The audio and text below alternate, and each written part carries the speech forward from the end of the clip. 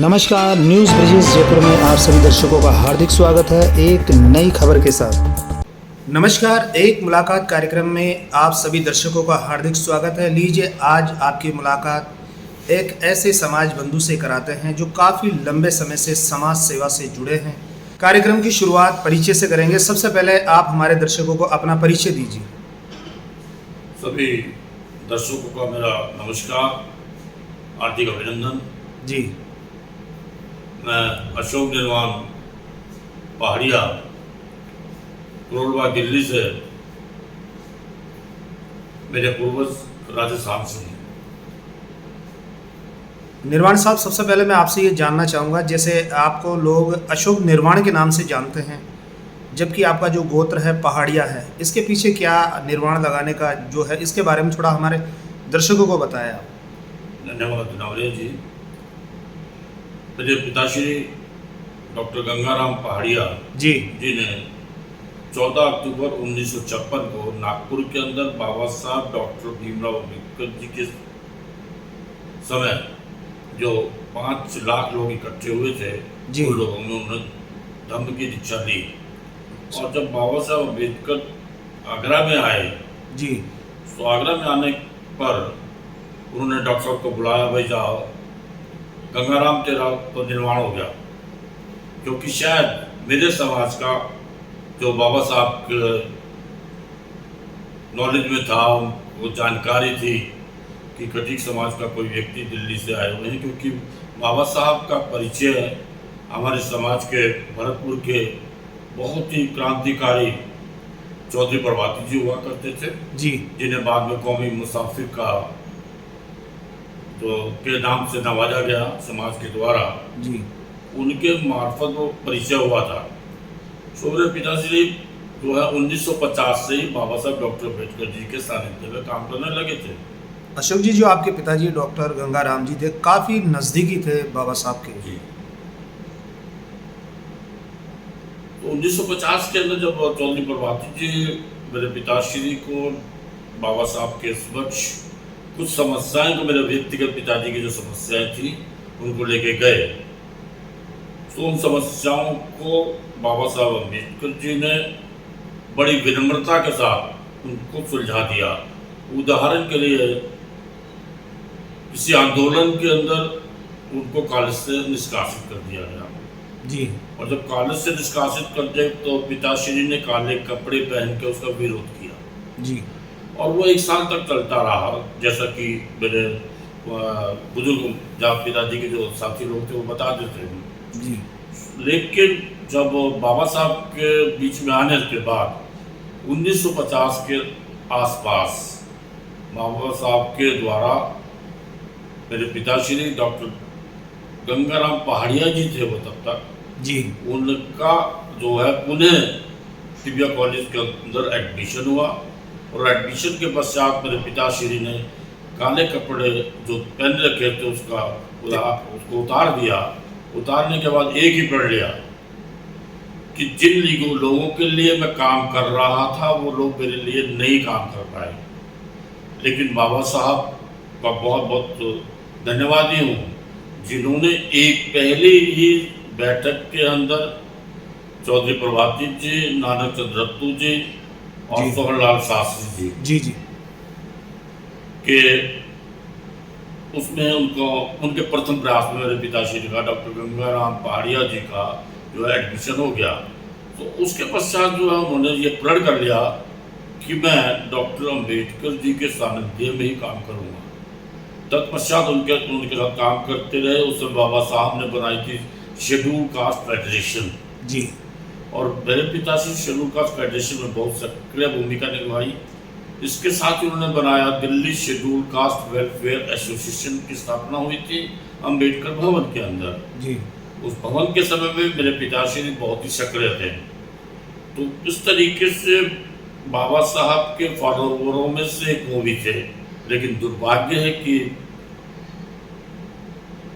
मेरे समाज के व्यक्तियों का शायद उस समय ज़्यादा प्रभुत्व नहीं था, तो उन लोगों ने, हमारा साहित्य नहीं था, मैं सीधा कहूँ तो हम लोग उनको पता ही नहीं लगा कि हमारे कथित समाज के लोग भी बाबा साहब के सानिध्य में काम करते हैं।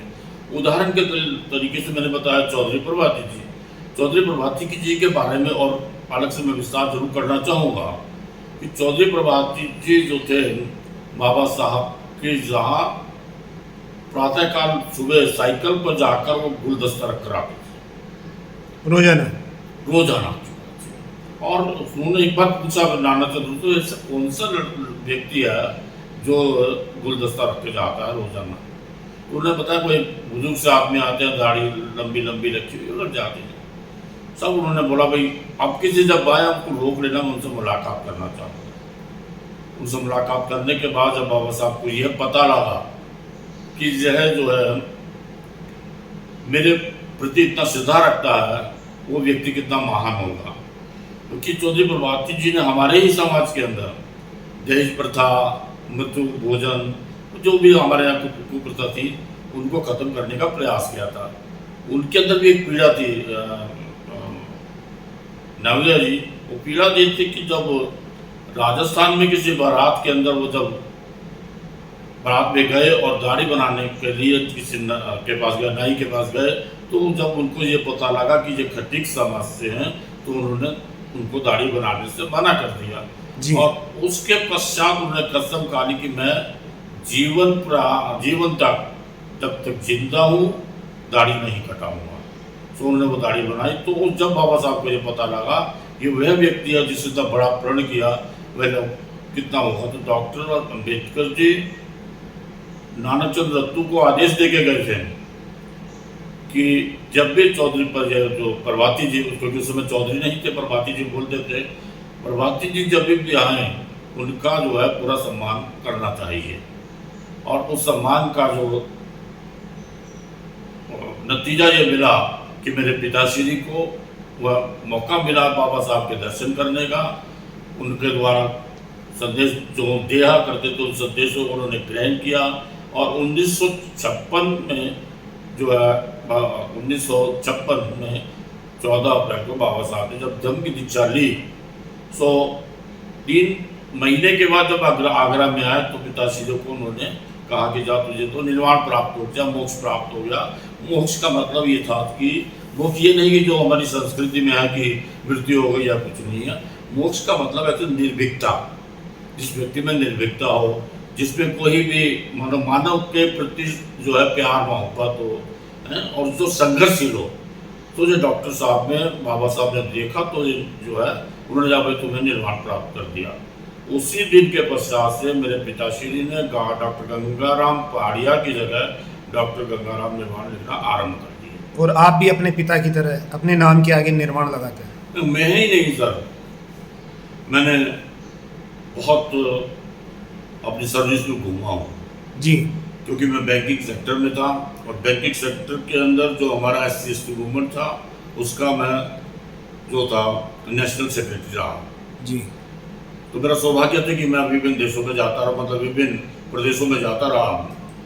तो मैंने ये पाया कि राजस्थान में भी कुछ लोग निर्वाण लिखने लगे। सर जो नराणिया गोत्र है राजस्थान की, अगर मैं बात बता दूं, नराणिया गोत्र है, वो लोग भी निर्वाण लगाने लग गए। इसीलिए मैंने आपसे ये प्रश्न किया था कि आप पहाड़िया गोत्र से हैं लेकिन निर्वाण कैसे लगाते हैं। अच्छा हुआ आज आपने मुझे इसके बारे में विस्तार से बता दिया जी, आपको बहुत बहुत धन्यवाद। और आज आपने जो कार्यक्रम दिल्ली के अंदर आयोजित किया है, संगोष्ठी की है, इसके लिए मैं आपको धन्यवाद और साधुवाद देता हूं कि आप अपने पिता के पद चिन्हों पर चलते हुए आपने अपने पिताश्री की जो 15वीं परिनिर्वाण तिथि पर जो इतना सुंदर कार्यक्रम का आयोजन किया है, इसके लिए मैं आपको धन्यवाद और साधुवाद देता हूं। आप अपने पिता के पद चिन्हों पर चलते हुए सामाजिक सेवा से जुड़े हुए आप सभी कार्य कर रहे हैं। आपका जो मुख्य उद्देश्य है आपके संगठन का, तो सबसे पहले मैं आपके संगठन के बारे में जानना चाहूँगा कि आपने के पिता के द्वारा जो संगठन तैयार किया गया, इस संगठन के बारे में बताएं आप हमारे दर्शकों को कि ये संगठन किन किन कार्यों को कर रहा है। वैसे तो आपके संगठन का मुझे पता है कि शिक्षा को बढ़ावा देने के लिए आप ये कार्य करते हैं, इसके अलावा भी जो पिछड़े हुए हैं उनको आगे बढ़ाने का भी कार्य करते हैं। तो अपने संगठन के बारे में जानकारी दीजिए। क्योंकि मेरे पिताश्री जिस समय सक्षम थे, प्रैक्टिस किया करते थे, तो उन्होंने हमेशा जो वंचित जिनके पास जो आर्थिक रूप से पिछड़े हुए थे या कमज़ोर थे, वहाँ सिर्फ उन्होंने खटीक समाज को नहीं देखा, पूरा करोड़वा क्षेत्र देखा। उन बच्चों को जो है शिक्षा के क्षेत्र में उनको सहायता प्राप्त देना, मतलब उनका एक मुख्य उद्देश्य रहा करता था। अच्छा, आपके जो पिताजी का जो कार्य था जी न कि खटीक समाज का था, बल्कि दलित समाज से जुड़ी हुई जितनी भी जातियाँ थी जी उन सभी बच्चों को आगे बढ़ाने का जी कार्य था। बिल्कुल सर। उसमें क्योंकि वो जिस समाज से थे, निश्चित रूप से उस समाज के लोग ज़्यादा आया करते थे। जी तो हमारे खटीक समाज के लोगों ने उनको उन्होंने ज़्यादा प्रोत्साहित किया। मैं कुछ नाम अगर गिनाना चाहूँ तो 2-4 नाम मुझे याद हैं, जैसे जगदीश अरोड़ा जी बाद में जो आई रेलवे इंजीनियरिंग सर्विस में आए। ऐसे बहुत सारे नाम हैं जो पिताश्री के जाने के बाद उन्होंने मुझे बताया, अरे हमें तो उन्होंने सहायता की थी तो हम आज इस जगह पर हैं। आज शायद आज वहाँ पर काफ़ी लोग वहाँ पे थे, उन्होंने भी जानकारी दी आपके सामने कि हम इस स्थान पर हैं। तो डॉक्टर गंगाराम पहाड़िया जी जो कि बाद में निर्वाण बने, उन्हीं की बदौलत है कि हम यहाँ तक पहुँचे। आप अपने संगठन का नाम बताएं। हाँ, क्योंकि पिताश्री के जब परिनिर्वाण हुआ जी उसके पश्चात मेरे परिवार के, और परिवार से ज़्यादा मैं सही कहूँ तो आपको, जो पिताश्री के अनुयायी थे या उनके साथी थे, जी उन लोगों ने मुझे प्रेरित किया कि एक ऐसा संगठन बनाए जो आपके समाज के, मतलब मेरा समाज जिस समाज से मैं आता हूँ, क्योंकि मैं इतना बड़ा काम नहीं कर सकता था कि मैं पूरे दलित समाज की बात कर सका। जी तो उसमें भी मैंने एक निर्णय लिया कि दिल्ली के अंदर जो हमारे खटीक समाज के लोग हैं, उनकी बच्चियों को जहाँ जिनको दिक्कतें आ रही हैं उनको जो है उनको हम लोग सहायता करें। सो उन लोगों के माध्यम से जो पिताजी के दोस्त थे उन बच्चों को साथ लिया, अपने परिवार को साथ लिया और एक अपनी संस्था बनाई, डॉक्टर निर्वाण शिक्षा प्रतिष्ठान। जी और डॉक्टर निर्वाण शिक्षा प्रतिष्ठान जो है धरातल पे काम कर रही है। हम ये व्हाट्सएप मीडिया जो फलाना मीडिया उसमें ज़्यादा बहुत नहीं विश्वास करते हैं। जहाँ से भी हमें कोई सूचना मिलती है किसी बच्चे को आवश्यकता है, हम उस बच्चे के बारे में पूरी जानकारी लेते हैं। उदाहरण के तौर से आपके राजस्थान से, हमारे राजस्थान से ही एक हमारे सुभाष कोईवाल जी हैं, जी DS कोईवाल जी हैं, वो बहुत सारे साथी। जब उनका एक संदेश आता है कि दिल्ली में इस बच्चे को प्रॉब्लम हो रही है, तो जो हमारी टीम है वो निश्चित वहाँ जाती है और उस बच्चे को जो फीस वगैरह हम देते हैं सर, पूरा तो फीस हम दे नहीं सकते क्योंकि इतने सक्षम नहीं है, साल में 15-20 बच्चों को दे पाते हैं। तो उन बच्चों को 3 महीने की, चाहे वो प्राइवेट स्कूल की शिक्षा हो चाहे सरकारी कहीं भी हो, मतलब अगर सरकारी है तो उनको अन्य सहायता दे देना, अगर वो वैसे पढ़ रहे हैं WES वगैरह में जहाँ और में पढ़ रहे हैं, अन्य सहायता हम लोग करते हैं। और सिर्फ शिक्षा के क्षेत्र में ही कार्य कर रहे हैं। डॉक्टर निर्वाण एजुकेशन सोसाइटी का राजनीतिकरण से कोई भी संबंध नहीं है। जी आपको धन्यवाद, साधुवाद, जो आप शिक्षा को लेकर आप इस तरीके से समाज के, खटीक समाज के बच्चों की आप मदद करते हैं जो आर्थिक रूप से कमज़ोर है, जो फीस जमा कराने में असक्षम है, गरीबी की वजह से उच्च शिक्षा को प्राप्त नहीं कर पाते हैं। ऐसे में आपका संगठन काफ़ी लंबे समय से मदद कर रहा है और इस परिपाटी को आप अपने पिता की तरह आज भी आगे चला रहे हैं। जी मैंने एक महसूस किया पिछले 15 साल में कि मेरा समाज, जिस समाज में मैं पैदा हुआ, क्योंकि जब 1953 मेरा बर्थ है तो मैं निश्चित रूप से उस समय, जब पिताजी तो 56 में वह बुद्धिस्ट धर्म का ग्रहण किया, लेकिन 53 में तो मैं खटीक समाज में ही पैदा हुआ। तो मैंने ये अनुभव किया 15 साल के बाद से, जब मैं समाज में जाने लगा, कोरबा का अध्यक्ष भी बना, मैंने ये अनुभव किया कि हमारी जो कौम है वह स्वाभिमानी कौम है। वे किसी गैर से जो है सहायता नहीं प्राप्त करती, चाहे कुछ भी हो जाए, अपने घर से की दहलीज से बाहर जाके समर्थन के लिए सहायता नहीं मांगती। तो मैंने अपने समाज में यही बताया है कि ये दहलीज जो डॉक्टर निर्वाण एजुकेशन सोसाइटी या डॉक्टर निर्वाण शिक्षा प्रतिष्ठान है, वह आपका अपना द्वार है। आप जब आएंगे और आपका जो विधिवत तरीके से जब आएंगे या किसी की रिकमेंडेशन पर आएंगे तो निश्चित रूप से हम उनकी सहायता करेंगे। जी, आपको बहुत बहुत धन्यवाद, बहुत बहुत साधुवाद। आप इसी प्रकार से आप अपने पिता के पद चिन्हों पर चलते हुए खटीक समाज की सेवा करते रहें, समाज को शिक्षा के क्षेत्र में आगे बढ़ाते रहें। समाज को क्या संदेश देना चाहते हैं? समाज को एक ही संदेश है जो बाबा साहब ने कहा था, जी, शिक्षा वो शेरनी का दूध है, जो पिएगा वही दहाड़ेगा। जिस समाज ने शिक्षा को ग्रहण कर लिया, जिस समाज ने शिक्षा को प्राप्त कर लिया, वो समाज आगे बढ़ा। अशोक जी, आपको बताना चाहूँगा, देश के अंदर खटीक समाज की विभिन्न समितियां बनी हुई हैं। समितियों के माध्यम से जिन लोगों ने समितियां बना रखी है, संगठन बना रखे हैं, अगर खटीक समाज की सेवा कर रहे हैं तो उनके संगठन का होना सार्थक है। और सिर्फ संगठन बनाकर और अपने नाम के लिए अगर कार्य कर रहे हैं तो मेरी नज़र में उचित नहीं है। ऐसे में आपके क्या विचार हैं? मुझे कि आपकी इस बात से मैं 100% सहमत हूँ। व्यक्ति समाज हित में पॉजिटिव कार्य कर रहे हैं, उनको मैं साधुवाद दूंगा और उनसे एक निवेदन जरूर करना चाहूँगा। किस प्रकार की जो संस्थाएं समाज हित में काम कर रही हैं, उनको रोकने का दूसरी संस्था प्रयास करती है। आप किसी संस्था की तरफ मत जाइए, आप अपने उद्देश्य पर अडिग रहिएगा। निश्चित रूप से जो आपने संस्था का निर्माण करते हुए जो उद्देश्य रखा है, उस उद्देश्य की आप प्राप्ति करेंगे और यही समाज की प्रगति में सबसे बड़ी सार्थक बात है। जिस तरीके से मैंने अपने पिताश्री से, डॉक्टर गंगाराम जी से, डॉक्टर गंगाराम निर्वाल जी से कुछ प्राप्त किया कि किस तरीके से समाज को बढ़ाना है, सो मेरे पिताश्री ने भी डॉक्टर भीमराव अंबेडकर जी से कुछ शिक्षा ग्रहण करी। बिल्कुल। तो निश्चित रूप से डॉक्टर अंबेडकर जी का मुझ पर भी प्रभाव है। तो मैं ये चाहूँगा मेरे समाज के उन लोगों से जो लोग सक्षम हैं, वह लोग उन बच्चों की सहायता करें जो बच्चे असक्षम हैं, आर्थिक रूप से थोड़ा पिछड़े हुए हैं, उनको सहायता करें ताकि वह भविष्य में याद रखें कि हमें इन लोगों ने जो है हमें हेल्प की, तो वो बच्चे भी आगे पे बैक टू सोसाइटी, जो बाबा साहब डॉक्टर अम्बेडकर जी का एक सिद्धांत था, वह नियम चालू होता जाएगा।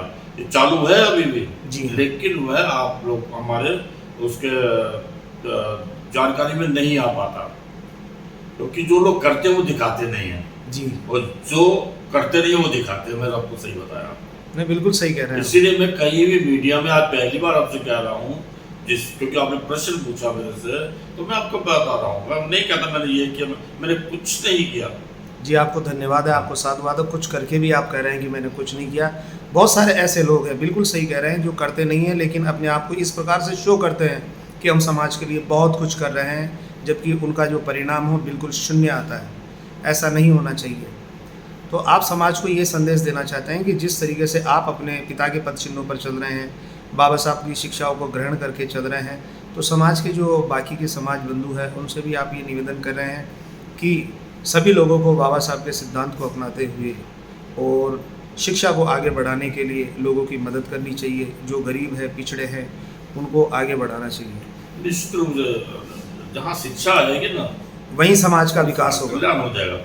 आपने कई बार अपने वक्तव्य में अभी ये कहा है कि शिक्षा वो शेरनी का दूध है, जो पिएगा वो दहाड़ेगा। अशोक जी, अब मेरा अगला सवाल आपसे यह है कि क्या मनुष्य को सुखी रहने के लिए क्या शिक्षा ही जरूरी है या संस्कारों का होना भी बहुत ज़रूरी है? बहुत बढ़िया बात किया, ये बताएं आप इसके बारे में। बहुत बढ़िया बात किया आपने।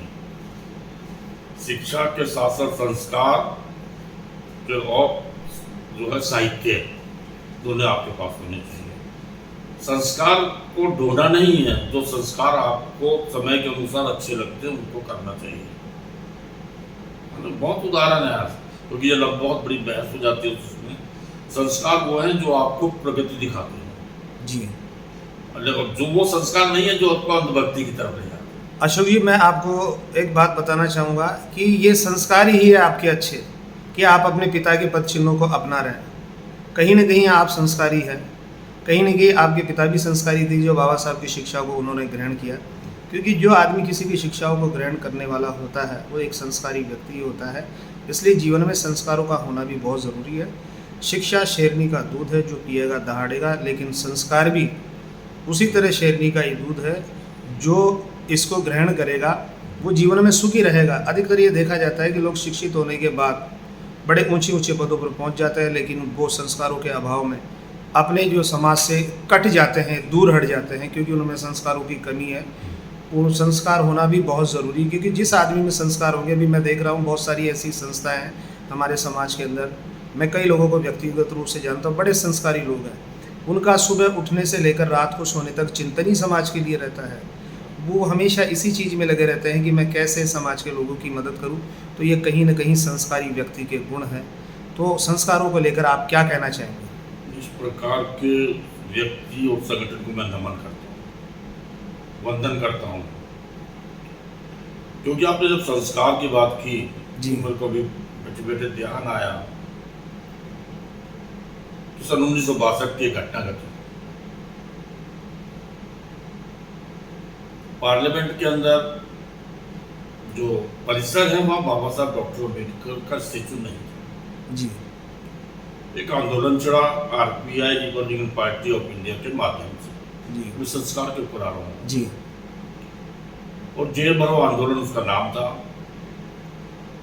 मेरे पिताश्री डॉक्टर गंगाराम निर्वाण जी और बीपी मौर्या जी इत्यादि इत्यादि लोग जो है उत्तर भारत से उनका नेतृत्व कर रहे थे, क्योंकि मेरी पिताश्री ने मेरी दादी अम्मा से कहा कि इस तरीके से महिलाओं का एक जत्था जा रहा है, अम्मा आप चलोगी, मम्मी जब चलोगी। तो मेरी दादी का नाम था मनोहरी देवी जी, छिलवाड़ थी वो जी, उन्हें तुरंत हाँ कर दी। और देखिए करते करते वो जो महिलाओं का जत्था था, उस महिलाओं के जत्थे का जो क्या कहते हैं संयोजक, सह संयोजक के रूप में उनकी भूमिका रही। तो आज मैं गर्व से कह सकता हूँ कि कथिक समाज की किसी माता का नाम, माता का विषय जो रहा, आज जो बाबा साहब डॉक्टर अम्बेडकर की प्रतिमा, बहुत बड़ी प्रतिमा जो दिखती है पार्लियामेंट में उंगली दिखाते हुए से, उसमें मेरे परिवार का भी था। तो मेरी माँ, मेरे पिता में संस्कार, इसका मतलब दादी से भी थे। जी, जी, नहीं तो मेरी दादी तो मना कर देती, हाँ, कि बेटा क्या जाना है। हाँ कहते ना मेरे को। मेरी दादी पर से तैयार हो गई और करते करते जो दिल्ली से उस समय कम से कम 300 महिलाएं एकत्रित हुई, हर समाज से हुई, जिसमें इनका नाम तो है हमारी किन्नू जाटव नाम था उनका, किन्नू अम्मा थी। उनके साथ वो जब वो चालू हुआ, मेरा चित्र मेरे पास है, कभी आएंगे तो मैं दिखाऊंगा। तो मैं ये कहना चाहूँगा कि जिस लोग कहते हैं कि बाबा साहब के अनुयायी हम हैं, ऐसा नहीं है। बाबा साहब के अनुयायी हर समाज से थे। उसमें मेरे हमारे कथिक समाज से बहुत सारे थे। तुलसा सिंह तंवर जी थे जिन्होंने पूना पेट के समय में उनका साथ दिया है। रामचंद्र बसवाला जी थे जिन्होंने रिजर्वेशन दिलाने के लिए अपने कपड़े तक बढ़वा डाले। जी, जी, बहुत सारे से लोग थे। और 1950 हमको जो रिजर्वेशन मिला उत्तर भारत के अंदर बड़े संघर्ष होने के बाद मिला था। यहाँ के हमारे जो इस बेल्ट से जब आएंगे, अब राजस्थान बेल्ट से यूपी बेल्ट में, दिल्ली बेल्ट में, पंजाब बेल्ट में आएंगे तो हमको आरक्षण का लाभ मिला।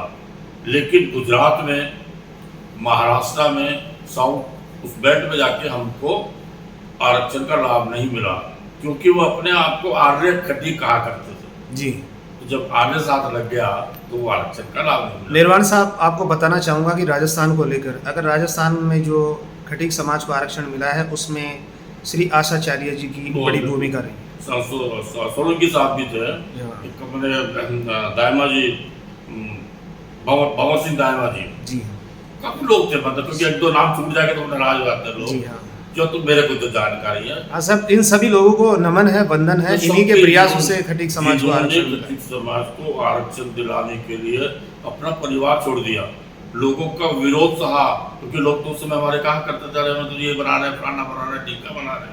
लेकिन वो अपने जो उन्होंने जो ठान लिया था वो ठान लिया, तो वह आरक्षण का आज हमको फायदा हुआ। तो कहीं ना कहीं वो लोग संस्कारी थे। बिल्कुल सर, संस्कार तो जानते थे कि शिक्षा प्राप्त कर लेने के पश्चात भी आप जब इंटरव्यू में जाएंगे तो जहाँ समाज के बारे में पता लगेगा तो सब आपको सिलेक्शन नहीं हो सकता। आरक्षण था तो उनकी मजबूरी थी कि आप लोगों को नौकरियाँ मिली। मेरे ख्याल से उत्तर भारत के अंदर जितना राजस्थान ने तरक्की की उस समय अन्य प्रदेशों ने नहीं की। आज अन्य प्रदेश भी जो है तरक्की कर रहे हैं। खटीक समाज के जो भी आज हमारे जो अलग अलग फिरके हैं ना, बड़े बड़े दुख के साथ कई बार कहना पड़ता है कि हम लोग जब आरक्षण लेते हैं तो खटीक समाज का नाम रख देते हैं, और जब शादी ब्याह की बात आती है, बेटे व्यवहार की बात होती है, तब हमारा जो है एक सीमित दायरा हो जाता है, वो आगे नहीं निकल पाते। क्योंकि जो मेरे को जानकारी मिली है कि हमारा समाज 24 फिरकों में बटा हुआ है, और 24 फिरकों में बटे होने के बाद भी वह बिखरा पड़ा है प्रदेश और प्रदेश के उसमें भी। सो मेरा कहने का मतलब है हम लोगों को ये जो बेटी व्यवहार भी हमको आरंभ कर देना चाहिए। जो बहुत पहले अखिल भारतीय खटीक संगठन से उसकी स्थापना हुई थी, उन्होंने कार्य किया था। सोनकर समाज में हमारे समाज जो हमारे अलग शाखाएं थी, उनमें शादियाँ होना आरंभ हो गई। निर्वाण साहब, धीरे धीरे क्या है कि खटीक समाज के अंदर जो आप बात बता रहे हैं, ऐसा होने लग रहा है। समाज में जागृति आ रही है, और अब ऐसा होने भी लग रहा है, और होना भी चाहिए। एक मुलाकात कार्यक्रम समापन की तरफ जा रहा है, ऐसे में आप क्या कहना चाहेंगे? वो कुछ जी बहुत बीच बीच में बात आई मीडिया की। जी, हमारा दलित समाज का मीडिया, यूट्यूबर हो या अन्य माध्यम से बहुत अग्रसर हुआ है, लेकिन दम तोड़ता जा रहा है। आर्थिक सहायता नहीं मिलती। मैं बहुत यूट्यूबर से मिला, सोचे पाया कि वह आर्थिक कारणों से अपना स्टूडियो बंद कर देते। नवरेज, मैंने तो आप में एक चीज़ देखी, मैं बहुत आपके प्रोग्राम देखता रहता हूँ, जब भी कभी आता है कि आप बिल्कुल निष्पक्ष होकर बात करते हैं, और ज़रूरी नहीं कि व्यक्ति को देख के बात करते हैं। जैसे हमारी भाषा में है ना, टीका देख के वो करना, मुँह देख कर तिलक लगाना, वो करना, वो नहीं है आपके अंदर। तो मैं तो अपने समाज को एक संदेश देना चाहूँगा कि नावरिया जैसे जो निष्पक्ष लोग समाज को जागृत करने का प्रयास कर रहे हैं, न केवल अपने ही समाज का बल्कि हमारे जो वंचित समाज है, उनको भलाई के लिए, उनको शिक्षा दिलाने के लिए जो आप कर रहे हैं, उनको भी, नवरेश जी को भी आर्थिक सहयोग करना चाहिए। तो नवरेश जी एक दिन ऐसा आएगा, यदि आपको आर्थिक सहयोग नहीं मिलेगा, तो आपका ये जो यूट्यूब वगैरह है, जो भी आप कार्यक्रम है, एक दिन दम तोड़ देगा। क्योंकि मैंने दम तोड़ते हुए देखा है। और जो आप एक खास तौर से इंटरव्यू जब लेते हैं, मैंने देखा कि आपका जो विषय मेन रहता है वो शिक्षा का रहता है, एजुकेशन का रहता है। शिक्षा और संस्कार में दो पे ही बात करता है। तो शिक्षा की तो निश्चित, जो शिक्षा ग्रहण करेगा संस्कारी को अपने आप हो जाएगा, मेरी अपनी यही मान्यता है। मैं तो नवरेश जी आपको भी बहुत बहुत साधुवाद दूंगा कि आप इतनी कठिन परिस्थितियों में, अब मेरे लिए ही मतलब करीब 260 किलोमीटर जयपुर है। आपको जैसे पता लगा कि डॉक्टर गंगाराम निर्वाण जी का समाज के प्रति भी, दलित समाज के प्रति भी बहुत बड़ा सहयोग रहा। आप सुबह मेरे साथ 5:30 बजे आकर, मुझे बहुत अच्छा लगा जब मैंने आपको देखा। तो मैंने आपको देख के मेरा हृदय बड़ा गदगद हो गया कि कम से कम मेरे समाज का एक योद्धा, एक मीडिया वाला मेरे डॉक्टर निर्वाण निवास पर आया है। सो मैं तो इसलिए आपको, और आप पूरे देखिए, अब 10 या 12 घंटे हो रहे होंगे शायद, बल्कि ज़्यादा हो गए, 14 घंटे हो गए। उस 14 घंटे के अंदर आपने विश्राम नहीं किया, मैं तो 2 घंटे विश्राम भी करा गया। ये है एक मजबूत व्यक्ति की पहचान। निर्वाण साहब, आपको बताना चाहता हूँ कि मैं मीडिया के माध्यम से समाज को शिक्षा के क्षेत्र में, संस्कारों के क्षेत्र में जागरूक करने का प्रयास कर रहा हूँ। कैसे खटीक समाज संगठित हो, कैसे हमारा खटीक समाज संगठित हो, इसको मैं हमेशा प्रयास करता रहता हूँ। और कैसे समाज के अच्छे लोगों का एक मुलाकात कार्यक्रम के माध्यम से प्रचार प्रसार करके लोगों को जागृत करने का भी मैं प्रयास कर रहा हूँ। आपको बता देना चाहता हूँ कि समाज में कार्यक्रम बहुत सारे होते हैं, लेकिन मैं वहीं जाता हूँ जहाँ मुझे बुलाया जाता है, जहाँ मेरा आर्थिक सहयोग किया जाता है। क्योंकि मुझे लगता है कि ये लोग वास्तव में ही मुझे भी आगे बढ़ाना चाहते हैं। जैसे मैं समाज के लिए कुछ कर रहा हूँ, तो इनके दिल में भी मेरे लिए जगह है, जो ये मुझे बुला रहे हैं और मेरा सहयोग भी कर रहे हैं। आपसे मिलकर मुझे बहुत अच्छा लगा। अंत में आपसे मैं यही कहना चाहूँगा कि जिस तरह बाबा साहब की शिक्षाओं पर आप चल रहे हैं, आप अपने पिता डॉक्टर गंगाराम जी की शिक्षाओं के ऊपर चल रहे हैं, ऐसे ही आप आगे से आगे चलते रहें और समाज को विकसित करने के लिए शिक्षा के क्षेत्र में जो कदम आप बढ़ा चुके हैं, इसको आगे से आगे बढ़ाते रहें। इन्हीं सब बातों के साथ न्यूज़ ब्रिजेश जयपुर से मैं पत्रकार ब्रिजेश कुमार नावरिया, धन्यवाद। और साधु।